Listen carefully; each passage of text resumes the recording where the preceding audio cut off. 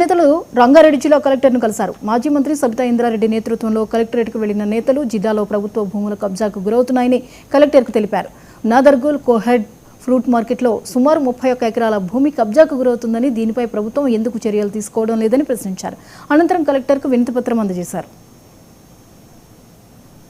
రంగారెడ్డి జిల్లాలో ఏ మూల కదిలిచ్చినా కూడా ప్రభుత్వ భూమిని ఏ విధంగా తీసుకోవాలని ఆలోచన తప్పిస్తే ప్రజలకు ఏ విధంగా చెందేటట్టు చేయాలనే ఆలోచన ఈ ప్రభుత్వానికి లేదనే స్పష్టంగా అర్థమవుతుంది. గతంలో ఉన్న ముఖ్యమంత్రులందరూ కూడా ప్రభుత్వ భూమి ఎక్కడున్నా కూడా భవిష్యత్ తరాల కోసమని కాపాడుతూ వచ్చిన సందర్భం చూస్తున్నాం. మేము 25 సంవత్సరాల నుండి చూస్తున్నాను. నేను ఎక్కడైనా ప్రభుత్వ భూమి ఉంది అంటే అందులో ప్రధానంగా రింగ్ రోడ్ లోపల ఉంటే అయితే ఇంకా ప్రధానంగా ఆలోచించేవాళ్ళు గతంలో ఉన్న ముఖ్యమంత్రులు. ఏంటంటే భవిష్యత్తులో ప్రజలకి ప్రజావసరాలకు ఉంటుంది, భవిష్యత్ తరాలకు అవసరం పడుతుంది, ఈ భూమిని కాపాడాలని ఆలోచించేవాళ్ళు.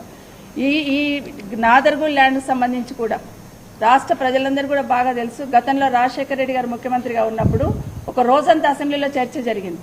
ఈ ల్యాండ్స్ ఏవైతే శివరాజ్ బహదూర్ సంబంధించిన ల్యాండ్స్ ఉన్నాయో ఈ ఇలాకాకు సంబంధించిన అన్ని కూడా ప్రభుత్వ భూములని ఆ రోజు చంద్రబాబు నాయుడు గారు ఉన్నప్పుడు ఈ భూములను కాపాడే ప్రయత్నం చేశారు.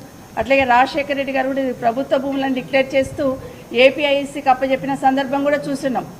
ఆ రోజు చాలా ఒక రోజంతా డిస్కషన్ జరిగింది. అవన్నీ కూడా గతంలో హరీష్ రావు గారు ఒక ప్రెస్ మీట్ పెట్టినప్పుడు మీకు సాక్ష్యాలతో సహా చూపించున్నారు. ప్రభుత్వ భూమి అనేది ఆమోదించిన తర్వాత ఈ ప్రభుత్వం వచ్చిన తర్వాత ఏదో చిన్న లొసుగు పెట్టుకొని దాన్ని ఎట్లా ఆక్యుపై చేసుకోవాలో ఎట్లా తీసుకోవాలని ప్రయత్నమే చేస్తున్నారు తప్పిస్తే దీన్ని ఎట్లా కాపాడాలి, ప్రజలకు ఎట్లా అప్పచెప్పాలనే ఆలోచన ఈ ప్రభుత్వానికి లేదు.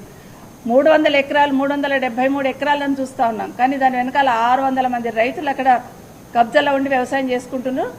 70వ సంవత్సరం నుండి వాళ్ళ తాత